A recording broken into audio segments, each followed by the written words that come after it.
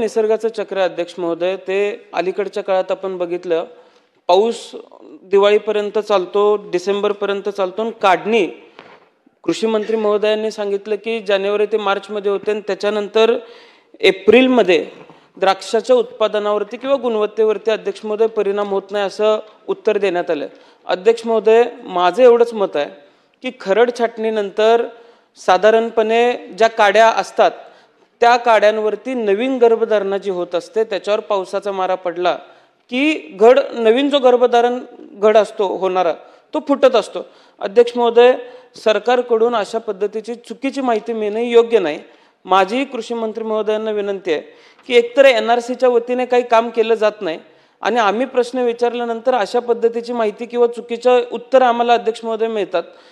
एप्रिलमध्ये पाऊस पडल्यामुळे द्राक्षाचं नुकसान होत नाही असं जर शासनाचं मत असेल किंवा शास्त्रज्ञांचं मत असेल तर कृषी मंत्री महोदयांनी अशा शास्त्रज्ञांचा किंवा अधिकाऱ्यांचा आम्हाला फोन नंबर आणि घरचा पत्ता द्यावा। मंत्री महोदय, अध्यक्ष महोदय, या सन्माननीय रोहित पाटील साहेबांना मी सांगू इच्छितो की मी त्यांना असं म्हटलं की एप्रिल नंतर खरड छाटणीनंतर उत्पादन घेण्यात येत नाही, नुकसान होते असं म्हटलं नाही मी। त्यानंतर उत्पादन घेण्यात येत नाही, खरड छाटणीनंतर उत्पादन लगेच कसं घेता येईल? खरड छाटणीनंतर उत्पादन पुढे नंतर या ठिकाणी जेव्हा फूट होते, जेव्हा घड बाहेर येतात, जेव्हा त्याच्या जिब्रेलिक ॲसिडने डिपिंग होते, त्याचा तो फायनल या ठिकाणी जो द्राक्ष तयार होतात त्यानंतर ते मार्केटमध्ये येतात, त्याला कालावधी पुष्कळ असतो। त्यामुळे खरड छाटणीनंतर इमिजिएटली एप्रिल महिन्यामध्ये उत्पादन घेता येत नाही किंवा खरड छाटणीनंतर उत्पादन घेत नाही शेतकरी।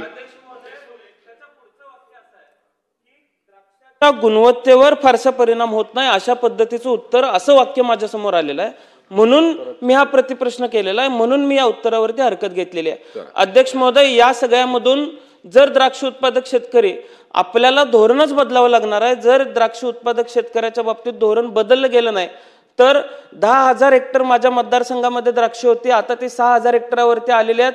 पुढच्या काळामध्ये द्राक्ष शोधायला सुद्धा सापडायची नाहीत अशी परिस्थिती निर्माण होईल। आपण द्राक्ष धोरणाच्या बाबतीमध्ये लवकरात लवकर तातडीनं काहीतरी नवे निर्णय घेतले पाहिजेत। अध्यक्ष महोदय, सन्माननीय सदस्य रोहित पाटील जे सांगतायत ते काही अंशी खरं जरी असलं तरी मी द्राक्ष बागायतदार उत्पादन शेतकऱ्यांच्या जिल्ह्यातून या ठिकाणी येतो। मला द्राक्ष बागायतदार संघाच्या बागायतदारांच्या संदर्भातल्या अडीअडचणी पण माहिती आहे मला। त्या संदर्भामध्ये आपण क्रॉप कव्हरचा निर्णय सन्माननीय मुख्यमंत्र्यांना सांगून तो निर्णय या ठिकाणी लागू केलेला आहे। या संदर्भात आणखीन काही सुविधा जर त्यांना सुचवायच्या असतील तर त्यांच्याबरोबर बैठक घेऊन सूचना आपल्याला घेता येतील, काय अडचण नाही अध्यक्ष महोदय। त्यांनी सूचना कराव्या, कारण सांगली आणि नाशिक या 2 जिल्ह्यामध्ये मोठ्या प्रमाणात या ठिकाणी द्राक्ष उत्पादन होतं। त्यामुळे रोहित पाटील जर म्हटले तर बैठक लावून आणि आपण ते शिफारशी देतील त्याप्रमाणे बदल करण्यात येईल।